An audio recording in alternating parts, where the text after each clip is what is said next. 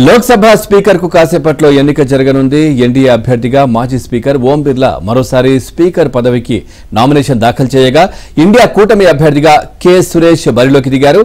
ఇక స్పీకర్ ను ఏకగ్రీవంగా ఎన్నుకోవడంలో అధికార విపక్షాల మధ్య ఏకాభిప్రాయం కుదరలేదు. దీంతో స్వతంత్ర భారత చరిత్రలో స్పీకర్ ఎన్నికకు మూడోసారి ఓటింగ్ అనివార్యమైంది.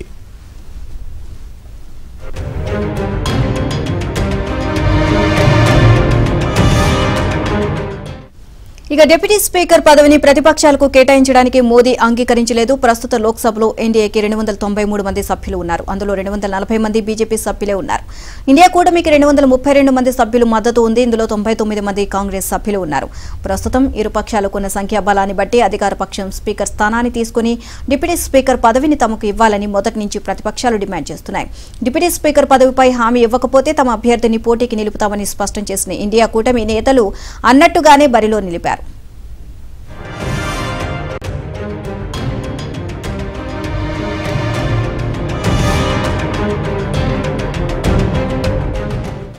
ఎమర్జెన్సీ సమయంలో 1976లో స్పీకర్ పదవికి బలిరాం భగత్, జగన్నాథరావు పోటీ చేశారు. ఈ పోటీలో భగత్ గెలుపొందారు. మిగతా అన్ని సందర్భాల్లో స్పీకర్లు ఏకగ్రీవంగా ఎన్నికయ్యారు.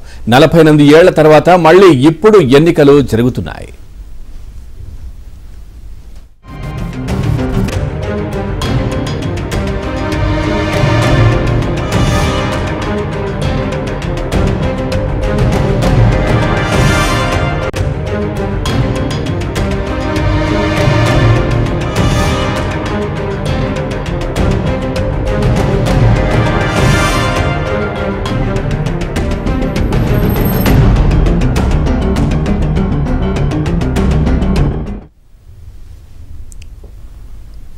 కాసేపట్లో ఎంపీ లావు శ్రీకృష్ణదేవరాయల నేతృత్వంలో ఎంపీ భేటీ కానున్నారు.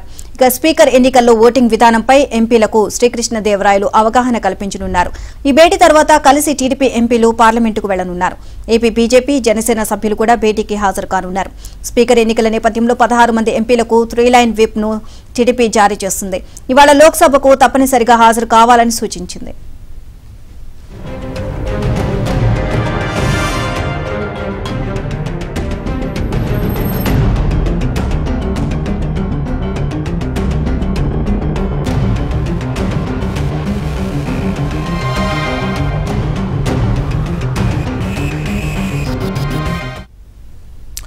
చూస్తా ఉన్నాం. ఒకవైపు స్పీకర్ ఎన్నికకు సంబంధించి ఏర్పాట్లు అయితే జరుగుతున్నట్టుగా తెలుస్తోంది పార్లమెంట్ లో. అదేవిధంగా ఇటు కూటమి సభ్యులు టీడీపీకి సంబంధించి కావచ్చు, బీజేపీ, అదేవిధంగా ఏదైతే జనసేనకు సంబంధించి ఎంపీలు కూడా శ్రీకృష్ణదేవరాయలు ఆధ్వర్యంలో కూడా అవగాహన కల్పించే ప్రయత్నం కూడా జరుగుతా ఉంది. సో ఓవరాల్ గా ఈ అంశాలకు సంబంధించి మరింత సమాచారం మా ఢిల్లీ బ్యూరో చీఫ్ కృష్ణ అందిస్తారు. Krishna, good morning. పూర్తి డీటెయిల్స్ ఏంటి పార్లమెంట్ కి సంబంధించి? Good morning Pavan. ఈ రోజు 3వ రోజు పార్లమెంటు సమావేశాలు జరుగుతున్నాయి. ఈ 3వ రోజు పార్లమెంట్ సమావేశాల్లో లోక్సభ స్పీకర్ ఎన్నిక కార్యక్రమం ఉండబోతుంది. లోక్సభ స్పీకర్ గా ఓం బిర్లాను ప్రతిపాదిస్తూ లోక్సభలో ప్రధాని మోదీ తీర్మానాన్ని ప్రవేశపెట్టబోతున్నారు. ప్రధాని మోదీ తీర్మానాన్ని రాజ్నాథ్ సింగ్ బలపరచబోతున్నారు. ఆ తర్వాత ఇక ఓటింగ్ జరిగే అవకాశం ఉంది. ఎన్డీఏ కూటమి అభ్యర్థిగా ఏదైతే ఓం బిర్లా బరిలోకి దిగారు, అటు ఇండియా కూటమి అభ్యర్థిగా కూడా దళిత నేత అయినటువంటి కె సురేష్ ను స్పీకర్ పదవికి బరిలోకి దింపడం జరిగింది. So Om Birla versus K Suresh మధ్య ఈ రోజు ఎన్నిక జరగబోతోంది. సో ఈ ఎన్నికల నేపథ్యంలో ఈ రోజు ఎన్నికల నేపథ్యంలో బీజేపీ, అదేవిధంగా కాంగ్రెస్ సహా అన్ని పార్టీలు కూడా విప్పులను జారీ చేశాయి. దేశానికి స్వాతంత్రం వచ్చినప్పటి నుంచి 2 పర్యాయాలు మాత్రమే స్పీకర్ పదవికి ఇప్పటి వరకు ఎన్నికలు జరిగాయి. 1952లో జరిగినటువంటి తొలి పార్లమెంట్ ఎన్నికల అనంతరం లోక్సభ స్పీకర్ కు ఇప్పుడే తొలిసారి ఎన్నికలు జరుగుతున్నాయి. ఎమర్జెన్సీ సమయంలో 1976లో స్పీకర్ పదవికి బలరాం భగత్, జగన్నాథరావు పోటీ చేశారు. ఈ ఎన్నికల్లో భగత్ గెలుపొందారు. మిగతా అన్ని సందర్భాల్లో కూడా ఏకగ్రీవంగానే స్పీకర్లు ఎన్నికయ్యారు. 48 ఏళ్ల తర్వాత జరుగుతున్నటువంటి ఎన్నికలు చాలా ఆసక్తిగా ఉన్నాయని చెప్పొచ్చు.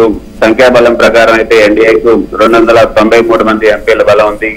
ప్రతిపక్ష ఇండియా కూటమికి సంబంధించి 232 మంది సభ్యుల బలం ఉంది. మన నిజానికి 233 చోట్ల ఇండియా కూటమి గెలిచినప్పటికీ వాయనాడు రాహుల్ గాంధీ గెలుపొందారు. అయితే 2 స్థానాల్లో వాయనాడును వదులుకొని రాయబరేలీ ఎంపీగా నిన్న రాహుల్ గాంధీ ప్రమాణ స్వీకారం చేశారు. 2 కూటములలో లేని మరికొన్ని రాజకీయ పార్టీలు కూడా ఉన్నాయి. అవి కూడా కొన్ని వైసీపీ అయితే బీజేపీ అభ్యర్థికే మద్దతు ఇస్తామంటూ లేఖ కూడా రాసినట్టుగా సమాచారం. బేషరతుగా అంటే బీజేపీ అడగగానే వెంటనే తమ మద్దతు ఇస్తామని కూడా పార్టీ అధినేత వైసీపీ అధినేత జగన్మోహన్ రెడ్డి బీజేపీ అగ్రనేతలకు చెప్పినట్లుగా సమాచారం. స్పీకర్ ఎన్నికల్లో అధికార ఎన్డీఏ కూటమికి వైఎస్ఆర్ కాంగ్రెస్ పార్టీ కూడా మద్దతు తెలిపిన నేపథ్యంలో ఆ పార్టీకి సంబంధించిన 4 ఎంపీలు కూడా ఓం బిర్లాకు అనుకూలంగా ఓటైపోతున్నారు. 11 గంటలకు పార్లమెంట్ లో ఈ ఓటింగ్ ప్రక్రియ ప్రారంభం కాబోతుంది. ప్రొటెం స్పీకర్ భర్తృహరి మెహతా ఈ కార్యక్రమాన్ని నిర్వహించబోతున్నారు. Right, thank you Krishna, thanks for the updates.